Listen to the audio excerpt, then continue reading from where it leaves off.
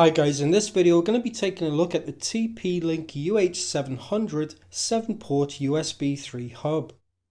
Although most of the world has moved on to USB-C by this point, having multiple Type A ports can still be very useful for things like thumb drives, printers, external hard drives and keyboards or mice.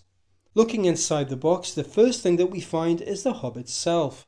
On the front we find 7 USB 3 ports.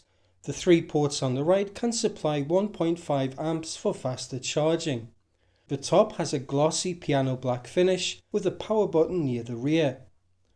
On the back is a power jack for the power supply and a USB 3 micro B port for connecting to your computer.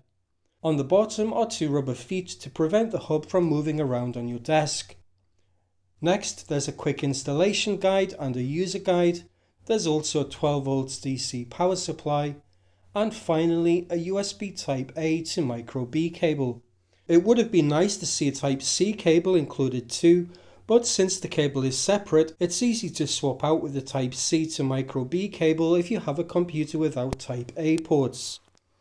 Thanks to it being a powered hub with its own dedicated power supply, there are none of the power issues like random disconnects that you often get with unpowered hubs that rely solely on the 5 volts they get from the computer's USB port. And it also means that you can daisy chain the hub without any power issues. I tested the hub with 4 external hard drives and 2 external SSDs connected simultaneously, and the dock performed flawlessly. The speed was very slightly lower than what I was getting with the drive connected directly to my Mac, but the difference was only about 5%. One minor issue I have with the hub is that the glossy black finish on top is very prone to fingerprints. Also, the 3 fast charge ports only supply 7.5 watts, so it's far short of the 18 watts that we normally expect when we talk about fast charging.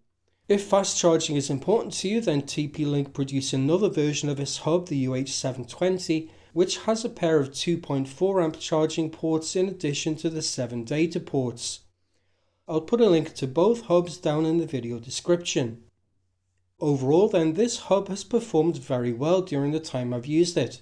It's fast, stable, well designed, and I'd recommend it to anyone who's looking for an easy, cost-effective way to add multiple USB Type A ports to their PC or Mac. That's it for this video, thanks for watching.